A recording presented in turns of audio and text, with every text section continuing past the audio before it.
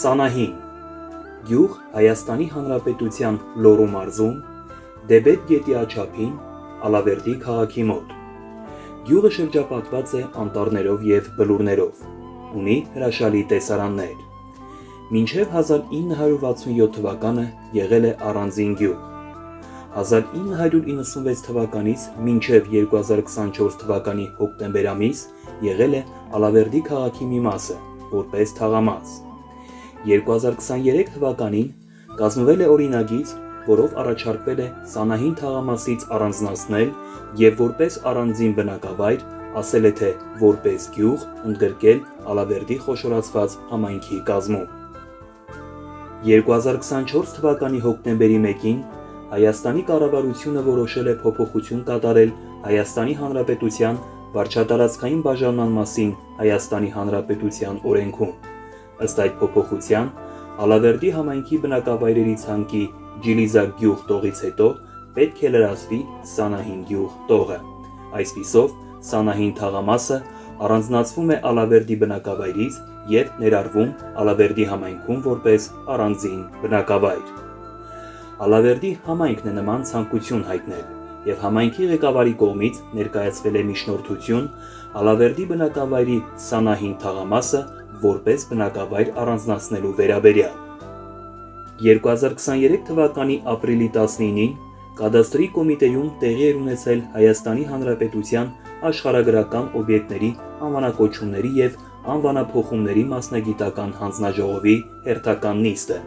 որի ընթացքում քննարկվել էր Ալավերդի քաղաքից առանձնացվող Սանահին թաղամասը որպես նոր բնակավայր Սանահին գյուղ անվանակոչելու հարցը,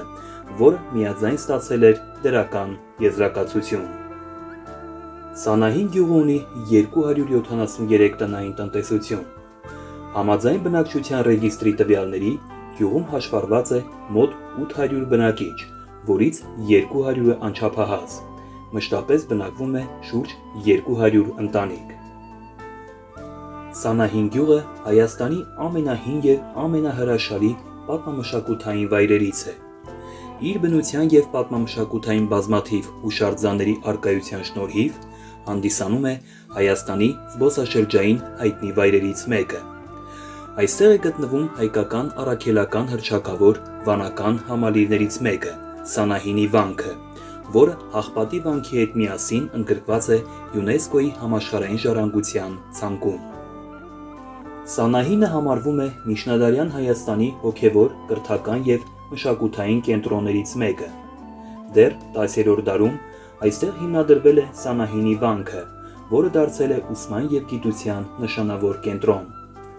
Վանական համալիրում գործում էին դպրոց, գրադարան, գրչատուն և համալսարան։ Այստեղ սովորել և գործել են Հայաստանի նշանավոր գիտնականներ և աստվածաբաններ։ Վանքի հիմնադիրներն են համարվել Բագրատունիների թագավորական տան անդամները, հատկապես Սմբատ Բագրատունին, որը Աշոտ Գ-ի եղբայրն էր։ Վանքը կառուցվել է նրանց հովանավորությամբ, որպես հոգևոր և կրթական կենտրոն։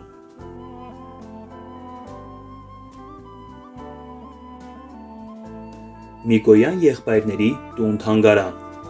Թանգարան Լոռու մարզի Սանահին գյուղում։